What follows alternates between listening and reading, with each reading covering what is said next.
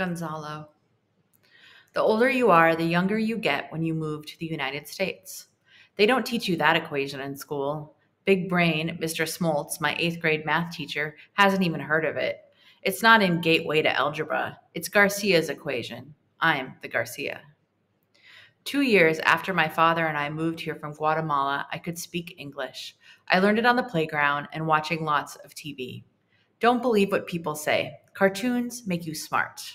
But my father, he worked all day in a kitchen with Mexicans and Salvadorans. His English was worse than a kindergartner's. He would only buy food at the bodega down the block. Outside of there, he lowered his eyes and tried to get by on mumbles and smiles. He didn't want strangers to hear his mistakes.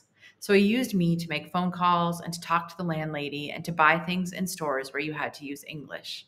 He got younger, I got older. Then my younger brothers and mother and Tio Juan, her uncle, came north and joined us. Tio Juan was the oldest man in his pueblo, but here he became a little baby. He'd been a farmer, but here he couldn't work.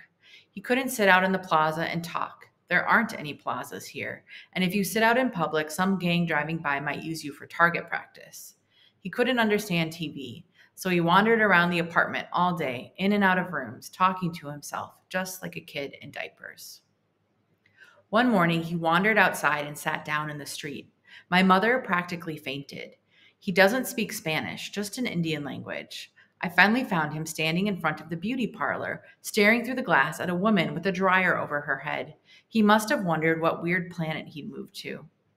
I led him home, holding his hand the way you would with a 3-year-old. Since then, I'm supposed to babysit him after school. One afternoon, I was watching TV, getting smart on the Brady Bunch.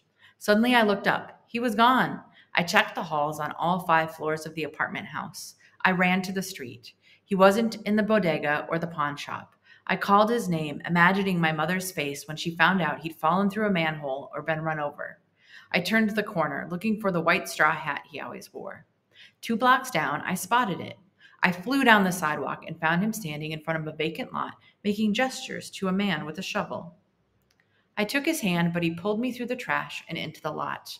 I recognized the man with the shovel. He was the janitor at my old school. He had a little garden planted. Different shades of green leaves were coming up in rows. Tio Juan was smiling and trying to tell him something. The man couldn't understand him and finally went back to digging. I turned Tio Juan around and led him home. That night, he told my mother all about it. She was the only one who could understand him. When she got home from work the next day, she asked me to take him back there. I did. He studied the sun, then the soil. He felt it, then smelled it, then actually tasted it. He chose a spot not too far from the sidewalk. Where my mother changed buses, she'd gone into a store and bought him a trowel and 4 packets of seeds. I cleared the trash. He turned the soil. I wished we were farther from the street, and I was praying that none of my friends or girlfriends or enemies saw me. Tio Juan didn't even notice people. He was totally wrapped up in the work. He showed me exactly how far apart the rows should be and how deep. He couldn't read the words on the seed packets, but he knew from the pictures what seeds were inside. He poured them into his hand and smiled.